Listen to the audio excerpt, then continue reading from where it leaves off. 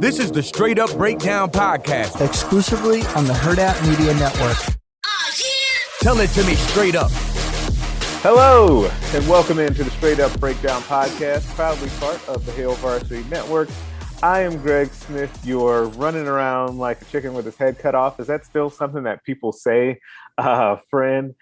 Today, I am joined by a special guest, friend of the pod, who I think has the honor of being the first two-time guest of the pod. As I see him on video, he's shaking his head. I think he likes it.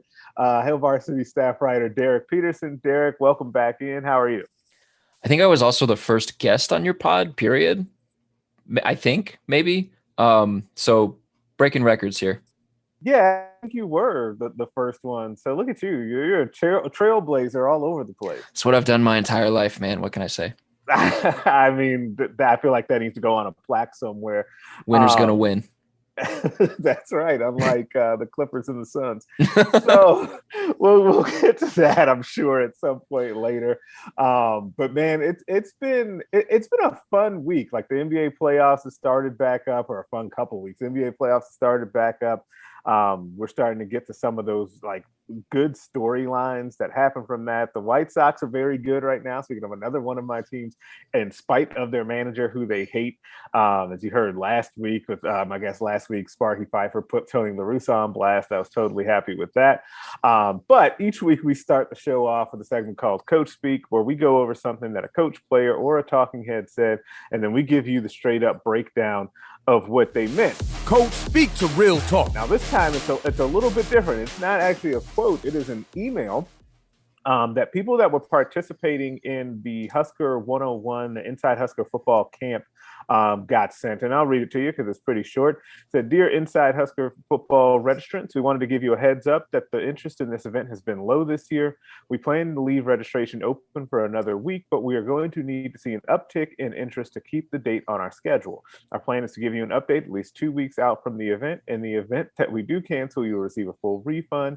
Then talks about how they'll also ship the gifts that they plan to give them to them still. Hopefully they get to keep the event, but they didn't want to blindside anyone in case they had to cancel. So all that being said, Derek, what does that mean? Well, first, can you just explain for everyone what that is, what that Husker 101 thing is? Yeah, so it's essentially a chunk of time where fans can sign up to come to, I think it's at Hawks. I think it was at Hawks. And you can then be explained Husker football and different strategy and stuff by the coaching staff. It's basically your opportunity as a fan to be able to go in and spend some time with the coaching staff. It's not one-on-one. It's them on a larger group. And it's from what I've heard, it's a pretty neat event. But there just hasn't been a ton of buzz around it this year. And I have some theories as to why that is, that we'll get to in a second. But that's essentially what the program is. Yeah, it costs $155 to get in, to register. And it's, June 15th? Like with several things I think we're going to talk about, just attendance for various things. I think there are a couple things that are going to be at play. I think the main narrative that's probably going to be spun by, let's say, social media is that people aren't interested in hearing Nebraska coaches talk about football because they don't think Nebraska coaches know football. I think that's probably going to be the narrative that gets spun probably more often than not. Particularly by people who are not Nebraska fans. I don't think that that's necessarily the case. There might be 1 or 2% of the people that are looking at that and saying, no, I don't want to go, or thinking that. I think, part of it is just, it's things are starting to open back up again. And, for people that are maybe football coaches at lower levels that would want to go to something like that, like they're doing their own things, trying to make up time. For people that would take that as just a fun afternoon, an opportunity to go to something, they might think, I can do this, or I can go somewhere cooler now that everything is open again. So I'm going to do that instead of sitting inside Hawks for, what does it look like 6 hours or something like that? I think it's like a 6 or 7 hour day on June 15th. I like, and this is not hot takey, so I apologize, but my read on it was just that there's just a lot of stuff going on, a lot of people trying to make up for lost time with everything opening back up again. I think the price point is probably going to deter some people. I think there are going to be a small percentage of people who say, yeah, I don't really want to hear it. I've been turned off by the last 3 years of Nebraska football that I just don't really want to hear it. I will spend my day elsewhere. I think there's a small percentage of people that will say that, but I think it's just there's a lot of other stuff going on. Like, I don't think it's anything terrible that interest in this is low. Am I in the minority for thinking that? No, I actually think that you nailed it and kind of stole the words out of my mouth there. I'm a little mad at you for having such a great point. But that's why I have esteemed guest on here, right? There you go. I think you're right though. I think that there are several things at play beyond the knee-jerk reaction in this case of people just have a lower interest in Husker football, right? I don't think that, well, I think that is true a little bit. And like you said, that 1 or 2% of people that may feel that way. I also do think that it might just be too soon for this type of event to get huge traction, right? I think it's totally different to say, hey, we're going to open up a spring football practice and we'll have, X number of seats or tickets available for that. And we'll see. And everybody basically shows up for that. That is the max allowed, right? I think that that's different because that was something where people were itching to get back outside. They were itching to see the team in person and see them play. And there were a number of players that no one had really seen. And so that was exciting. I think that it's another thing to say, hey, the spring game is back and we're going to have fans, and for people to get excited about that and make that what it was, right? I think that once we get to the point that we are now, where, like you said, people have some options on what they can go and do with their time now as things continue to open up. I feel like every day things continue to open up more and more. And so if you just sit down as a Husker fan and make a list of the things that you've been maybe waiting to do since you've kind of been in quarantine for this last, 14, 15 months, like, I don't know how highly this particular event ranks on that schedule. Like, I don't know that you were sitting around for the last year thinking, man, I can't wait until Inside Husker 101 comes back. And the second I can go to that, I'm going to go do it. Like, I just don't think that was the case for most people. I'm sure it's also a super informative event. I've obviously never been to it, but one other point that I would want to make that I think gets sort of glossed over, and it was reinforced with the spring game. Spring game attendance was not capacity. They didn't sell out. They didn't sell out the ticket allotment for the spring game. Just because things are opening does not mean every single person has completely flipped that switch in their mind and said, I'm going to go do all of this stuff now because it's open. Like, people are still wearing masks at Target, even though it's not required anymore. Right. I know, like, my mom made the comment a couple of weeks ago. She's like, I might just wear a mask like whenever I go out places, or like in the flu season, I might just wear, because she works in an elementary school. She works in a low income area at an elementary school. And she's like, maybe when it's flu season, I'll just wear a mask all the time. Like, I think there are also some people, and I'm fully vaccinated, but I haven't gone to Target yet. I might wear a mask just the first couple times just to see what it's like, get the lay of the land before I venture out completely naked. Or for all intents and purposes, that's what it'll feel like. So I think that's also part of it too, is like, just because stuff is open doesn't mean 100% of people that can attend things are going to choose to attend things right away. I think that is a tremendous point. And I think that is something that's been completely glossed over with the excitement to get some of these things back. It's been just assumed that the second that things open up, 110% of people are going to come to these things, right? And that people will be beating down the door for all of these events. And I think whether it's the options that you now have and maybe you want to go do something else, or just, I think that little bit of hesitancy that people still have around some of these events. And that doesn't mean that like 80 to 90% of Nebraskans feel that way, but there's enough of them to feel that way to where these events are not selling out. Like, I'll be curious what happens with, say, baseball attendance going forward. Now, when we get to the CWS, I think that things will be a little bit different then, because you still have a little bit more time. I think every time that we have more time pass and as more time goes, more people will get closer to coming to these things, and you're going to have capacity. Like, I fully expect that by the time we get to football season, like, Memorial Stadium will be packed, and I don't think that will be an issue. But I think in the interim, I think you're going to continue to have kind of this lingering effect, and I think there's honestly going to be stuff written about that, and that's going to be explored in various media outlets like over this next little bit of time of like, we all thought that folks were going to be rushing back to do all of this stuff, and they're basically telling us without telling us that maybe not.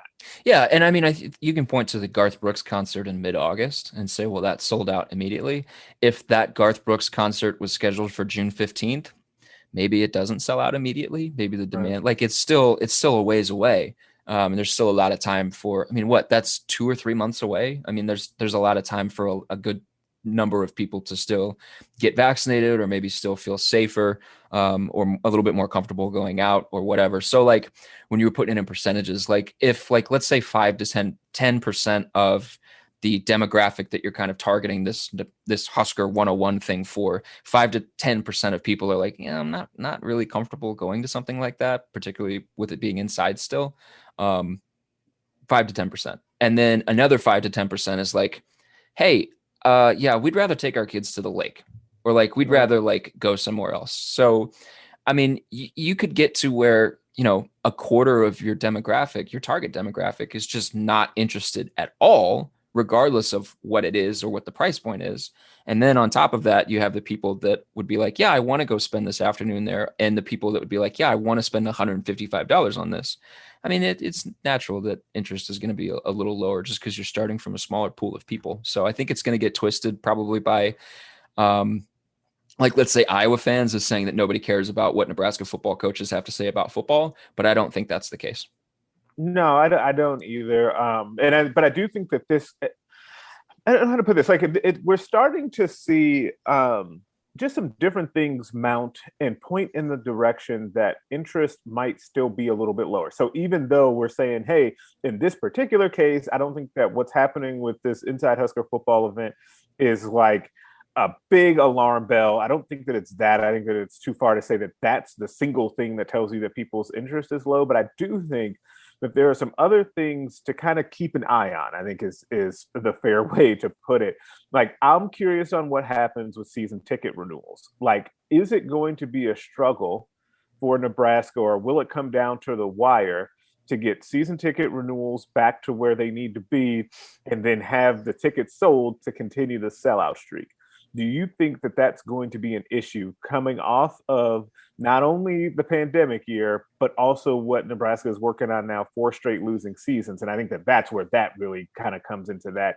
Is that going to start to be an issue that creeps in? Let's break that down. I mean, maybe I don't think you can take out the financial piece of the equation. I mean, we just went through a pandemic. A lot of people are hurting. Going to a football game is an expensive experience. Going to a football game at one of like the premier institutions in college football is an expensive experience. And we just spent a year and a half, whatever, watching sports at home. And Nebraska's, as Bill Moose said when he went on Sports Nightly a little bit ago, Nebraska's not going to sell alcohol at Memorial Stadium. It's not on the table right now.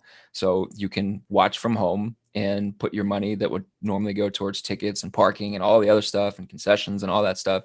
You just put it towards beer and then pocket the rest of it and put it on like a UFC fight or something later in the night and be happy. So I think attendance numbers were trending down just because everybody or not everybody, more people are staying home because the experience at home it's not a bad one. I would push back on the notion that interest is a little bit lower. I don't think interest is lower. I think people are just in a state where they're like, I don't care about the talk right now in May or June. All I care about is what happens on the field on August 28th. And nothing I get right now is going to change that. And so I don't think Nebraska is going to have a problem selling out Memorial Stadium for its first home game of the season. If it's 100% capacity, I don't think Nebraska is going to have a problem selling it out. I don't think the sellout streak is in jeopardy. If we get to like November 6th and Ohio State is in town and Nebraska has won like 1 or 2 games, then yeah, it's going to be a real problem selling it out, because then you have a real problem with the football program. But I don't think we're necessarily at that point yet. And I still think interest in the football team is high enough to where I think consternation about season ticket renewal is if it's fueled by, well, the team hasn't been very good, I think that's misplaced. If it's fueled by, well, we just came out of a pandemic and people don't have a lot of disposable income right now or a lot of money sitting around to put towards play things, like that is one thing. But I don't think interest in the football team is a problem right now. You know why I actually agree with you that interest in the team is not necessarily low, and as low as some people would have you believe on social media. And I do think that a lot of this is fueled by the loud voices on social media that would tell you that they're disinterested in Husker football. So they believe that everyone is, and I don't think that that's the case. But the way that you know is, I'll go back to what we were started to talk about a little bit earlier, which is that open practice in the spring. Like, there was a high interest, I thought, in coverage of that event. And I think the reason why is something that you hit on. It's because that was actually us being able to tell people, or also fans being able to go and see it, what the team actually looks like, right? And I thought that people were really excited for that, and they were really curious on what the observations and stuff were from that particular practice. Now, the spring game is a whole different thing, because I think that people have really smartened up to what the spring game is and is not, right? And I think that, like, what it is as far as actual football evaluation is not all that great. It's just kind of an event, and for this year alone, it was its own special deal, because for the first fans could get in there for the first time in the first half of that game was dancing. Basically, that's all it was. Right. So. And so I think that people understand fully what the deal is with that. And I think I actually like that. I like that the fans have gotten that. Plus, I think that, like you said, with the thud, as you see me putting the air quotes up, like that really took the wind out of the sails of that as well. And so we'll see. I think that once the season actually hits, or once we get to, maybe I wouldn't even say once the season hits, once we get to like August, mid-August even, where you really start to get honed in on the depth chart and you start to say, hey, the storylines are starting to come back. I think it's going to be a flood of people trying to get information on what's happening, because the thing that continues to come up about this particular program and this team that you and I have talked about several times is pick a position group and you could say, I just don't know. Right. And so there will, because of that, I think there'll end up being a lot of interest in a lot of different things once we get closer to the season. But I think that so many people, and I think rightfully so, are just beyond the whole, like, the PR of the off season versus just wanting to see it when we get to some actual games or leading up to games. Yeah, I think they're tired of it. And two, like, Moose said, I think the number was like 90%. They're above 90% for season ticket renewal rate. That's good. That's not bad. That's not anything to raise alarm bells about. I think that's fine. And just to say one more thing, they could get to the homecoming game on October 2nd against Northwestern, and they could be 4-1. Right. And like at that point, there will be no issues getting people inside Memorial Stadium. Like, you're talking about October for one, so we're that far removed from stuff being limited, stuff being shut down, the sort of the pandemic protocol that we've been in. I'm talking about October. And then two, you're talking about, a team that is pretty exciting. They could have people beating down the door. So if we make too much out of, like, well, they can't get to, I think 247 said it was like they were at 96% renewal rate 2 years ago or something like that. So if it's like they get to like 93 and they can't get to 96 and people make a big deal out of that 3%, and then we get to October and it's like, yeah, there are scalpers reselling tickets on StubHub for, 200% over what it cost originally. Like, it's just be like, okay, yeah, that was fun off-season fodder. Right. Yeah, and that definitely could be the case. And it is one of those things where these storylines that we're talking about will either be, oh, those were just off-season things that popped up, and the team went out and proved people wrong or really dismissed that, or we'll look back and say, well, this was the start of something, right? It'll be one of those two things. But shifting gears, but kind of staying in the same lane. Last week, some of the more recognizable college football voices over at CBS Sports got together and ranked the 65 Power 5 college football coaches, kind of including Notre Dame's Brian Kelly entering the 2021 season. Scott Frost was ranked at number 47. That's 5 spots behind newly hired Illinois head coach Brett Bielema, and 13 spots behind Rutgers head coach Greg Schiano. There are the Big Ten coaches, and I'm going to read this off because people have got to hear this. The Big Ten coaches, and Derek had a good piece on this over on the site, said that Ryan Day was 4th in the country, Pat Fitzgerald 9, James Franklin 13, Kirk Ferentz 17, Paul Chryst 18, Tom Allen 20, Harbaugh was 23rd, PJ Fleck 25th, Schiano 34th, Bielema 42nd, then Frost at 47, Brom at 53, Mel Tucker at 57, and Mike Locksley at 61 was the lowest ranked Big Ten coach.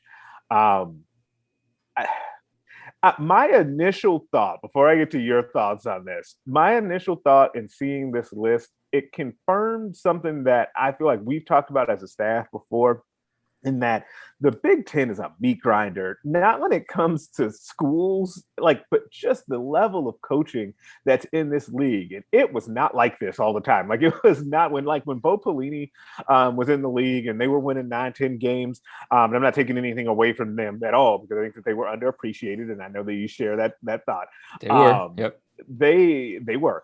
I don't think that the coaching was this deep. This is a really, really good crop of coaches that is in this league, and I guess that was just kind of my first big shining takeaway from seeing this, is that, boy, it's tough on a weekly basis to out scheme your opponent. Yeah, I mean, just look at the top 25. A third of the top 25 is Big Ten coaches. Yeah, from one conference, and I didn't list out the SEC coaches, but I would assume the same or a larger percentage of the top 25 was SEC coaches. So everybody talks about, well, it's the SEC and then everyone else. No, I mean, the SEC has a lot of talent, but the Big Ten is right there. And 8 of the top 25, and this is one outlet. It's just CBS Sports. It was 4 guys that did it. So take it with a grain of salt. It's not gospel. But still, I would have had all 8 of those guys that are in the top 25. I would have had those guys in my top 25 too. Maybe a different order, but I mean, Jim Harbaugh is still a top 25 coach at the Power 5 ranks, I think. Regardless of what you feel about what he's produced, he's lower in the top 25, but he's still up there. And 2, when people talk about the Big Ten, it's always, this was kind of what I wrote in my piece, it's always there's the Big Ten East, and then there's whatever they're doing over there in the Big Ten West. The Big Ten West is often relegated in conversations about college football strength. And 4 of those 8 Big Ten coaches in the top 25 were from the East, which means that 4 of them, an equal number, were from the West. 4 of the 7 programs in the Big Ten West have a coach in the top 25 amongst the Power 5 coaches. The West, and I'm curious because they had Pat Fitzgerald at number 9 above James Franklin at number 13. And I think if you'd ask most people, they probably would have flip-flopped those 2. James Franklin would be the second best coach in the Big Ten ahead of Pat Fitzgerald. I would not. I think Pat Fitzgerald is criminally underrated. And so to see him a year ago in this same ranking, he was number 21. So him rising the way that he did after another coach of the year, they won their second Big Ten West crown in 3 seasons, I thought was justified. I think he's been criminally underrated. He's an amazing coach. But Kirk Ferentz is there at Iowa. Paul Chryst is there at Wisconsin. You've got PJ Fleck at Minnesota. People love to hate him here in Nebraska. I think he's a good coach. Lots of people love to hate him here in Nebraska. I think he's a good coach.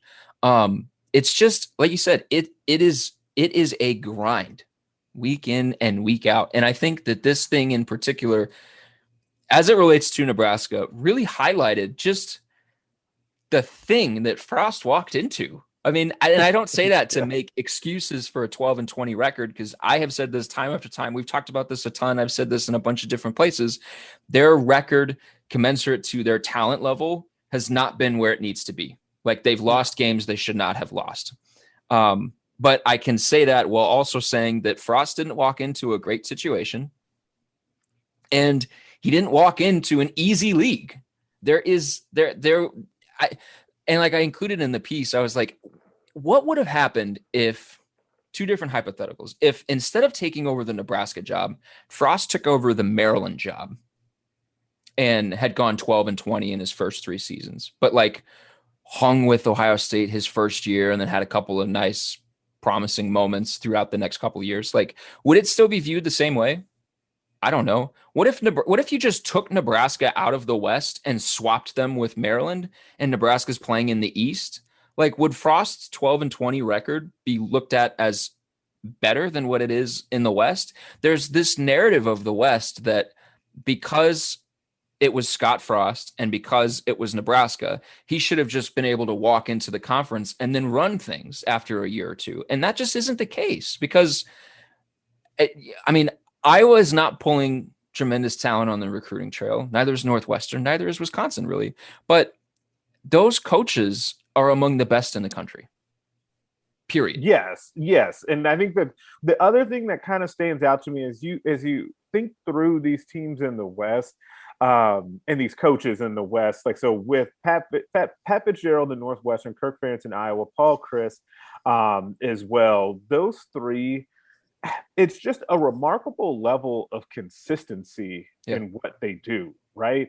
And so even though, and they have that in common, they all are tremendous talent developers, and ergo they're also very good evaluators on the recruiting trail. You mentioned that they don't get like a tremendous level of talent. Like, Wisconsin is raising their profile a little bit, and I think that that's like tremendously terrifying for teams around the country if Wisconsin ever really starts to recruit like high level skill players. We'll see how it goes, but they're starting to get there. And so they've been very good at knowing who they are and then executing on a weekly basis and game planning very well, right? And so all of those coaches make it to where there is no, first of all, there's no off week, as I kind of mentioned, but when you're playing in this league, but also it's not only is there no off week, you don't get to have a huge margin for error, right? And so what's the other thing that we always talk about when Nebraska plays Northwestern or Iowa or Wisconsin, and it's this way too with Minnesota, because they've been really good here recently, is that they can't make mistakes. Nebraska cannot make the amount of mistakes that they make and expect to beat these teams. And I think that all goes back to coaching. Like, it goes back to something that these schools have had in place for a long time. And I think that you're right too about the idea that Frost would just come into the lowly Big Ten West and just run things right away. And I don't know that I don't want to say that he thought this necessarily, but I do think that he and his staff were very confident about what they would be able to come in and do in the Big Ten West, until you sit back and realize that, oh yeah, Pat Fitzgerald is probably one of the best 10 coaches in America, and he probably was that before he was rated as 9 in this poll. Kirk Ferentz has been remarkably consistent over there at Iowa, and Wisconsin has been Wisconsin since Barry Alvarez, right? Aside from that little blip with Gary Anderson, right? And so things are very tough in this league, and they're very tough in this division. And I think because of what we saw on this poll with the coaching, like, the coaching is just so good. And that's before you get to what comes after that, is that so many of these programs we're talking about also have made huge investments in their assistant coaching pool too. So it's not just the fact that these head coaches are really good, it's that all of them have like high paid coordinators as well that could be going on to do other things too. Like, it's just a really high level of coaching in this league. Yeah. A couple notes off of things that you said. What on talent, for one, Northwestern hasn't had a recruiting class ranked inside the top 40. They haven't had a recruiting class ranked higher than 47th nationally in 2 decades. The last time that's worse than I would have thought. The last time they had a top 25 or a top 30 recruiting class by 247's rankings was 2001, when their class ranked 26th. From 2001 to today, they have not had a recruiting class that has ranked higher than 47th. And they have had 11 draft selections since the 2015 NFL draft, including 2 first rounders last year. So like, we know what Wisconsin does with the NFL and what Iowa does with the NFL and things like that. So just from a developmental standpoint, this is both the Big Ten West and just the Big Ten overall, one of the best coached leagues in the country. And it's, I don't think that's debatable. I think it's up there right next to neck and neck with the SEC. And I don't think that that's particularly debatable. The other thing, I guess we can talk about this now. Schiano at 34. I like Schiano. It seems a little high for me. Yeah, it's a little high for me. Brett Bielema at 42, above Scott Frost at 47, I thought was wrong. I would have had Frost a little bit higher, just because I think, like a lot of people didn't like his play calling last year. A lot of people thought he got outcoached a bunch last year. He got outcoached a couple times, but a lot of people are out on Scott Frost. A lot of people are out on Scott Frost. And in a lot of instances, they have justifiable reasons for being out on Scott Frost. He hasn't lived up to expectations. He hasn't lived up to billing. They have had plenty of talent, and they have not won games that they should have won. All that is true. We'll see. You don't think that people should be out on Frost? Like, I'm reading your body language here. And there's 2 coaches actually on this list that it seems like people are out on, and because Jeff Brom is the other one. Like, remember the star that he was becoming a couple of years ago, and then you look up, and his record has not been very good over the last couple of years either. But to stick with Frost, like funny enough, patience. Funny enough, it's the same reason with both of those coaches. What has doomed them? Quarterback play. Yeah. If you just zoom out, because we're so invested into the Nebraska football scene that we're looking at all of the minutia around the quarterback play. And when Mario Verduzco says they're just a cog in the wheel of success, we agree with him, and we look at the other stuff, and we see the other stuff because we're looking that closely with a magnifying glass. When you zoom out and just look at these programs from a 50,000-foot view or whatever, and you look at Jeff Brom at Purdue and you look at Scott Frost at Nebraska, like Jeff Brom has the Karlaftis kid who might be a first-round draft pick next year on defense. Right. He's got that kind of a dude on his defensive line. He had Rondale Moore. He's got David Bell. Quarterback play has hurt him. He just hasn't had the quarterback play that they needed. And then you look at Scott Frost, and you look at Wando Robinson. They had an awesome defense last year. The defense is getting better, and the quarterback hasn't performed up to snuff. And so, that's why I would say, because we are so close to it and because we see all of the other kind of inner workings of it, that's why I would say, let's see this year. Let's see this year. Because the other thing too is, when you're in the Big Ten West, we've already gone through the credentials. It's a tough league to play in. It's a tough league to coach in. When you're in the Big Ten West, and then your crossover games every year are Ohio State and Penn State and Michigan, you've been done no favors. Now, I'm the schedule guy that hates complaining about the schedule. I hate the schedule. I hate complaining about the schedule. I will, but when your crossover games are Ohio State every year in Michigan, like that's worth mentioning when you're in as tough a division as the Big Ten West is. Yeah, I do think that I think that it's worth mentioning, and I was kind of looking at that. I just flat out hate the schedule talk. I really do. I think that it shifts and changes depending on how good the team that you're talking about is. Like, I just feel like I can't imagine that Wisconsin sits around so much talking about the schedule. Like, I just it doesn't because they win games because they're not looking at their schedule and seeing Illinois on the road on August 28th to open the season and saying, that's a tough game. There are ways where that becomes a tough game. They're not looking at it like that because they're beating Illinois because, well, I guess they didn't with Charlie or with Lovie Smith.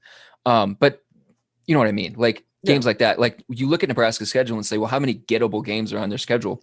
2 or 3. That's where Nebraska's at. Like Wisconsin is not at that place. The better teams don't look at their schedule and say, man, this is all tough, because the only tough games for them are the Ohio States and the Penn States and the Michigan. They don't worry about having to play Rutgers in December and potentially going down 21-7. Like those aren't things that they worry about. And so from that standpoint, yeah, schedule talk is dumb. And when Nebraska gets to a place where Nebraska is really good, then the schedule talk will die down. But sorry for interrupting you. I had to go on my tangent. No, it's totally fine. It's good. I feel like we're on the same page on the schedule thing. So I'm always here for your side tangents about hating the schedule. So I'm good with it. I would clap for you if it wouldn't, sound weird in people's ears. Now, every week we end the show with my favorite segment of the week called Put 'em on Blast, where we basically put someone on blast for something that they did or said. Put them on blast. I'm going to throw you guys a curveball this week. I don't think I've ever allowed the guest to actually go first. I am very interested to hear what Derek has to say. So I am going to let Derek have the floor to go first and put him on blast. Okay. How much time do people normally take for these things? Because I wrote my put them on blast so that I don't forget stuff.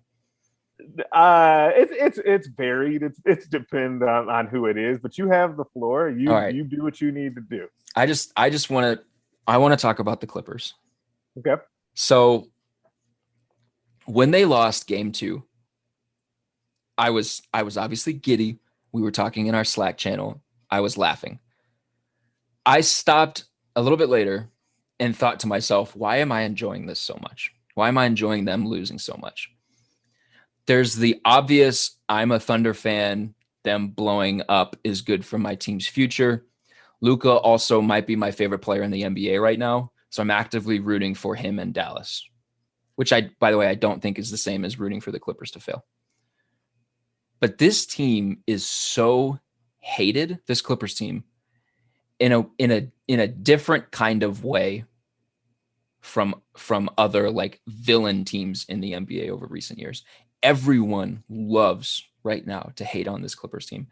And like people hated the Kevin Durant Golden State Warriors, but it was also there was also like internal like wrestling with yourself if you hated on them, because it's just really hard to hate on Steph and Clay, but also really easy to hate on Draymond. So there were like internal struggles about how you feel about them, unless you were a Thunder fan.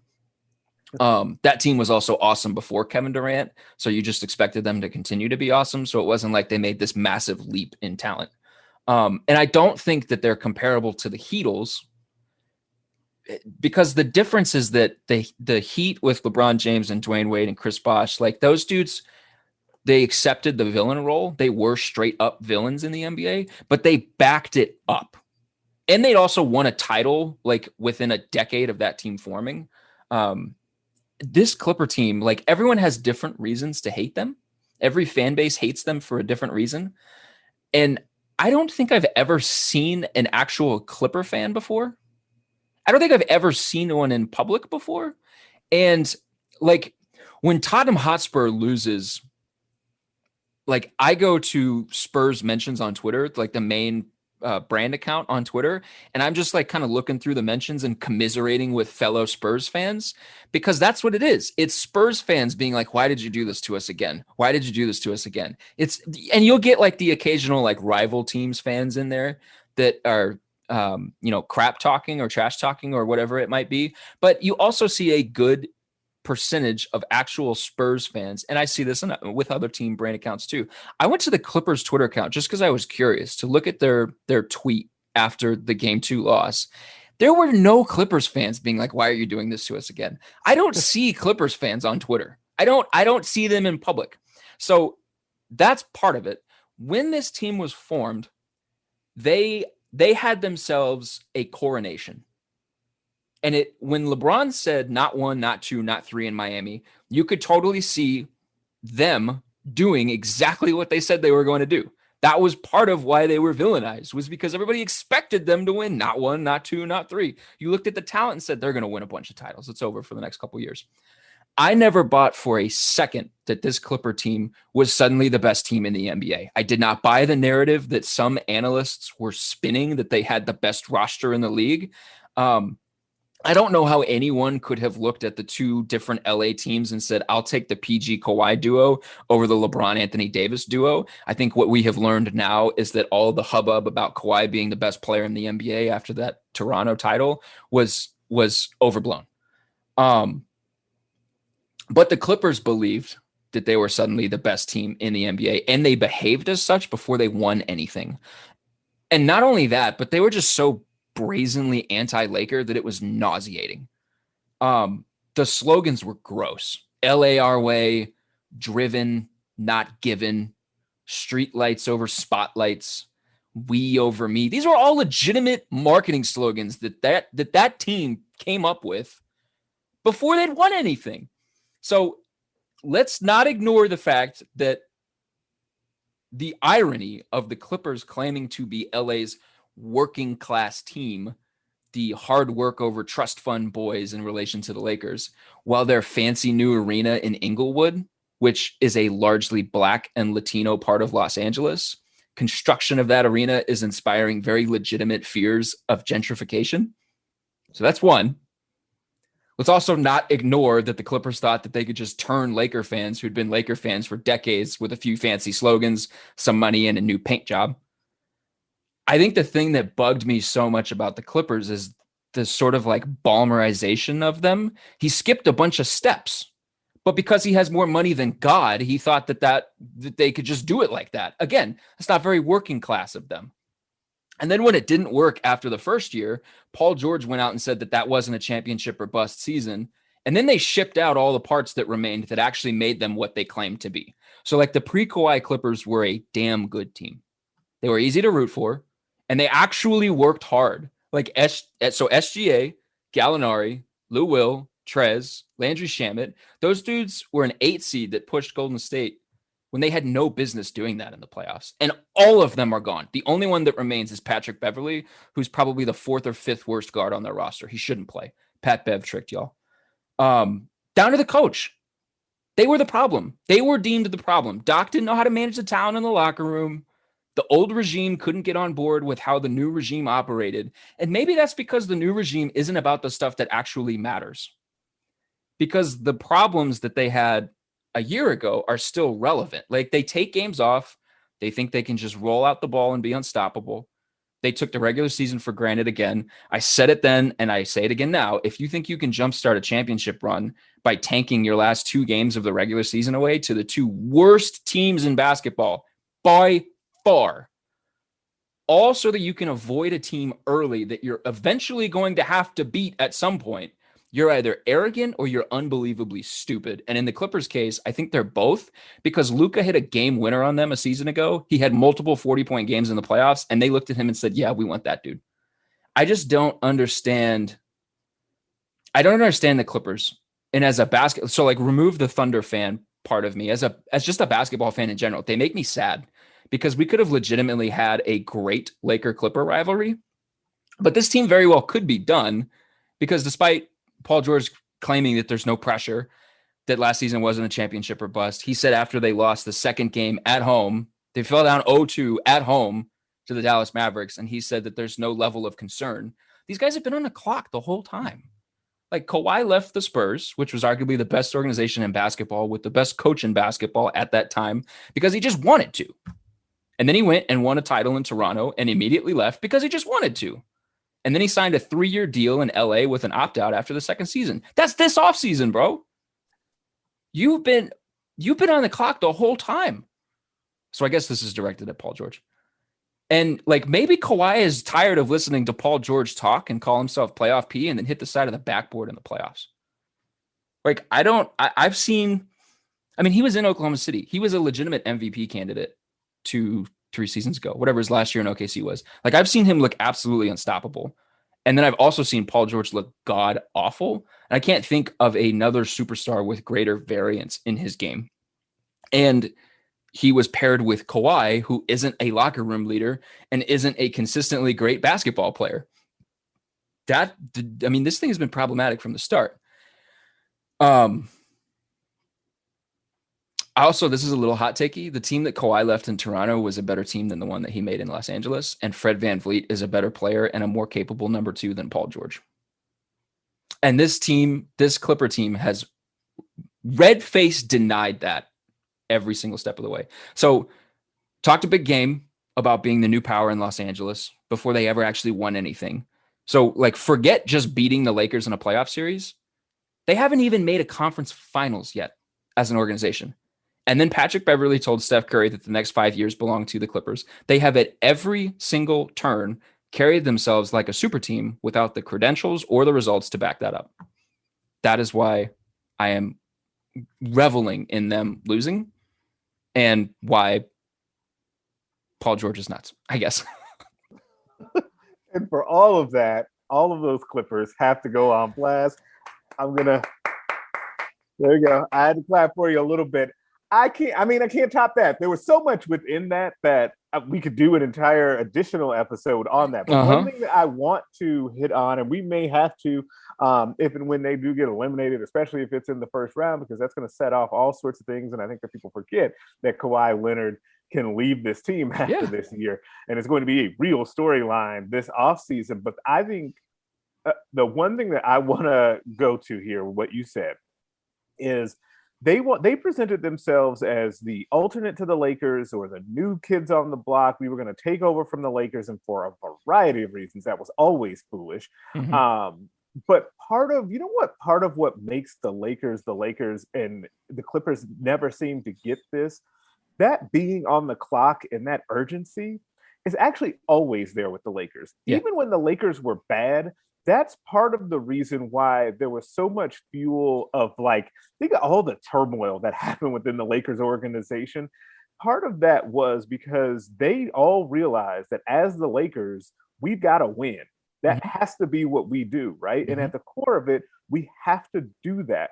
And so when we got LeBron James, then that pressure ramped up even more. He gets hurt. They miss the playoffs. And okay, we got to figure out where to go from here.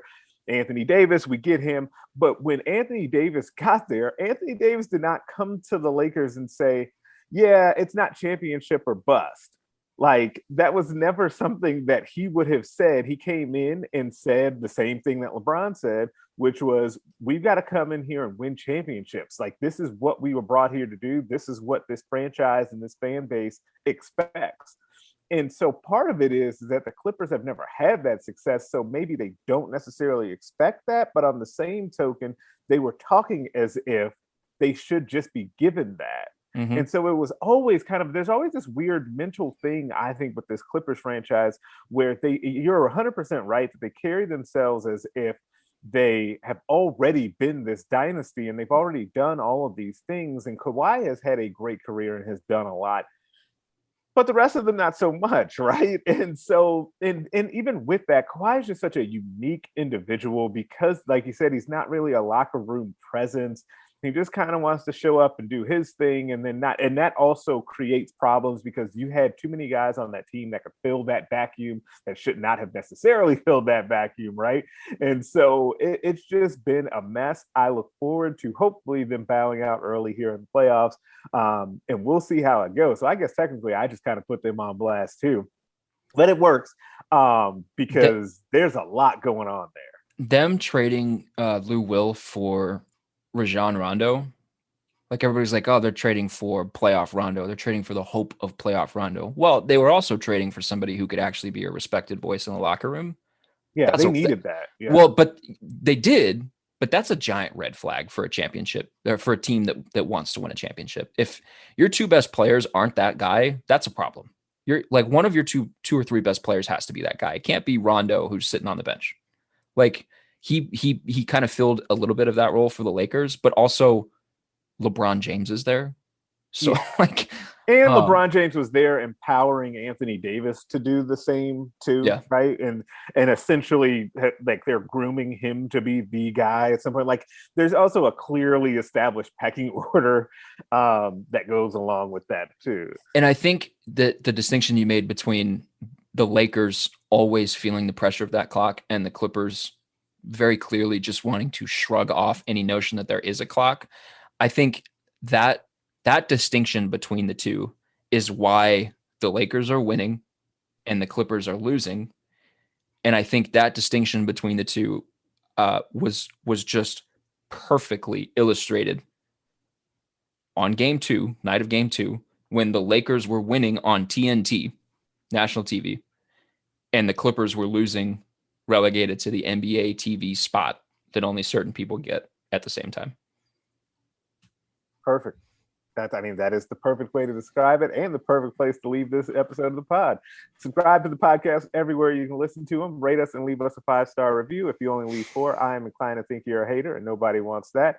Make sure you're checking out the other podcasts on the Hail Varsity Network. The Mind Your Own podcast, Varsity Club with Derek Peterson, Nebraska Preps post-game show, and the Hail Varsity Radio Show. Also, make sure you guys are checking out the Hail Varsity YouTube page, where I do those recruiting questions of the week each week with Aaron.